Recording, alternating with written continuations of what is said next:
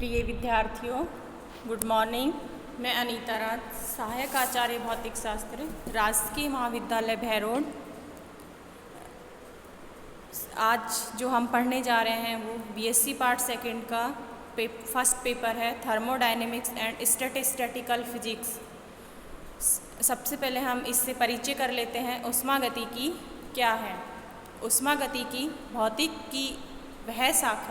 विज्ञान की वह शाखा जिसमें ऊष्मा ऊर्जा का अन्य रूपों जैसे यांत्रिकी, वैद्युत, रासायनिक, चुंबकीय ऊर्जा के साथ संबंध एवं विभिन्न तंत्रों में ऊर्जा के विनिमय का अध्ययन किया जाता है। इससे रिलेटेड कुछ टर्म्स हैं, जनरल टर्म्स, जिनकी हम बात करेंगे। ऊष्मा, हीट क्या है? ऊष्मा ऊर्जा का वह स्वरूप है जो उच्च ताप से निम्न ताप की ओर स्थानांतरित होती है। दूसरा जो पद आ रहा है वो है ताप, यानी टेम्परेचर।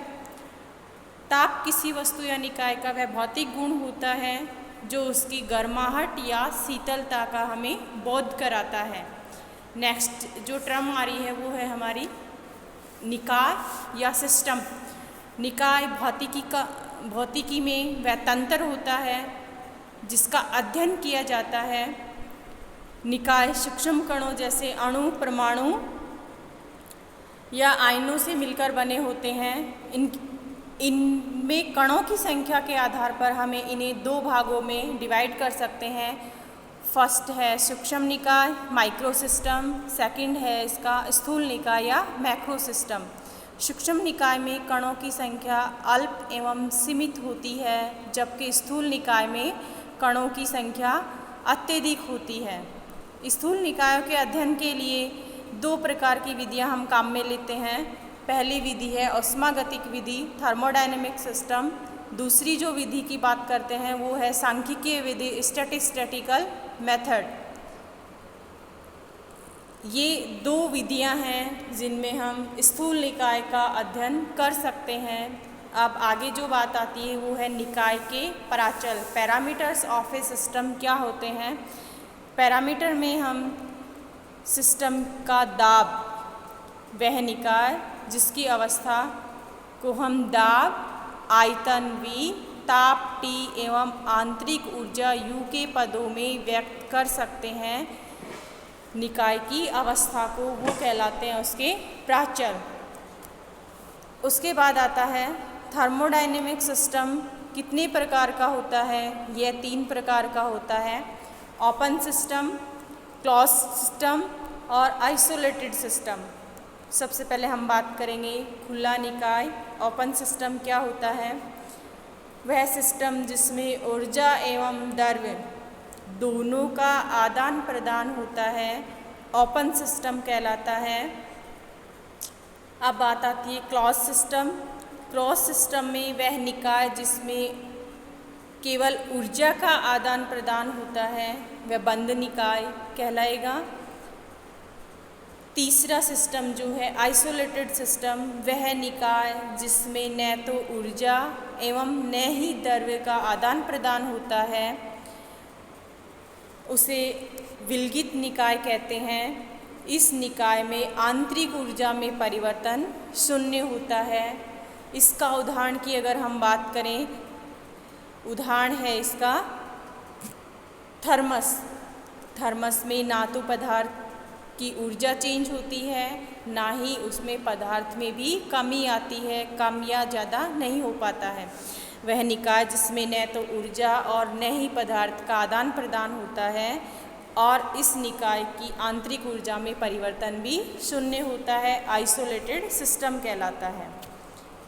अब आगे जो बात आती है, आगे का जो हमारा टॉपिक है वो है थर्मोडायनेमिक प्रोसेस। ऊष्मागतिकी प्रक्रम क्या होते हैं?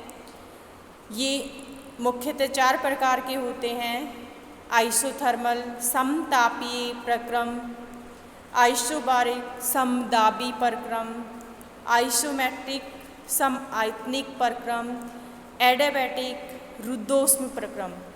अगर हम इनका आरेख देखना चाहें तो आरेख हमें ऐसा प्राप्त होता है।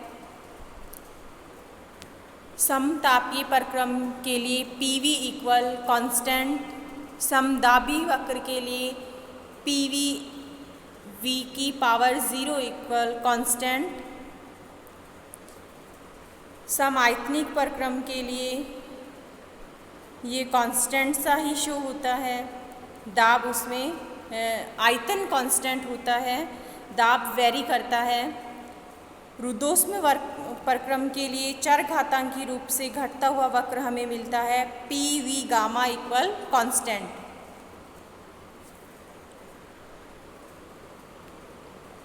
अब आगे हम बात करेंगे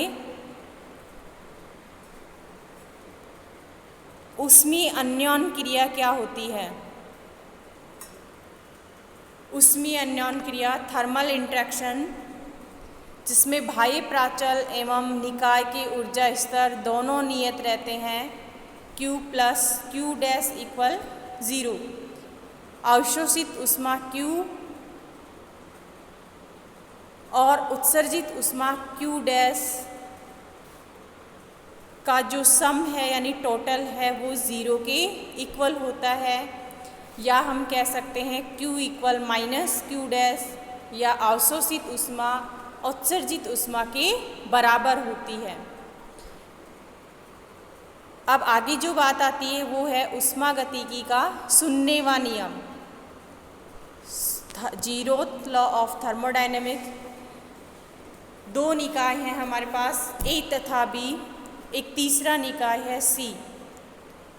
अगर हम बात करें तीनों का जो टेम्परेचर है वो इस तरह से हो, निकाय A तथा B C के साथ अलग अलग ऊष्मीय साम्यावस्था में हैं या तापीय साम्यावस्था में हैं, तो वे निकाय आपस में A तथा B भी तापीय साम्यावस्था में होते हैं। इसे ऊष्मागतिकी का शून्यवा नियम कहते हैं।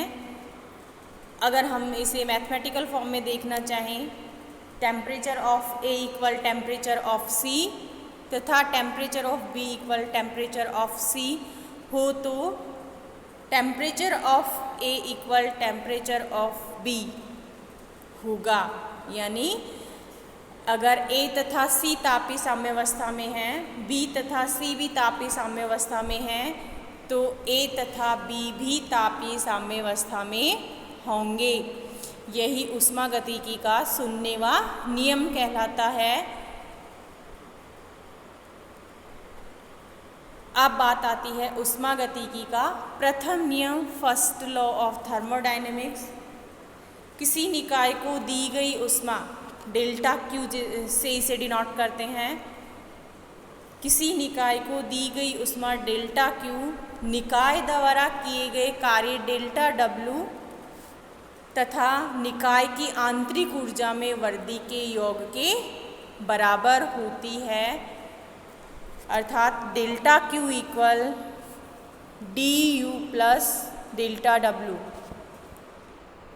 DU plus delta W, DU है यहाँ पर आंतरिक ऊर्जा में परिवर्तन, डेल्टा Q है निकाय को दी गई ऊष्मा तथा डेल्टा W है निकाय द्वारा किया गया कार्य। यदि DU इक्वल 0 निकाय की आंतरिक ऊर्जा में परिवर्तन शून्य हो तो delta Q equal delta W होगा। इसका मतलब ये है कि निकाय द्वारा अवशोषित ऊष्मा पूर्ण रूप से कार्य में परिवर्तित हो जाती है। कथन सत्य है, बल्कि वास्तविकता में ऐसा संभव नहीं होता। यानी कोई भी मशीन ऐसी नहीं है जो उसके द्वारा दी गई ऊष्मा को पूर्ण रूप से कार्य में परिवर्तित कर दे। उसके बाद का जो हमारा टॉपिक है वो है ऊष्मागतिकी का द्वितीय नियम। ऊष्मागतिकी का दूसरा नियम यह बताता है कि ऊष्मा ऊर्जा को पूर्ण रूप से यांत्रिक ऊर्जा में परिवर्तित नहीं किया जा सकता, अर्थात हम चाहें कि कोई ऊष्मा ऊर्जा पूर्ण रूप से अर्थात 100% यांत्रिक ऊर्जा में परिवर्तित हो जाए तो ऐसा संभव नहीं है।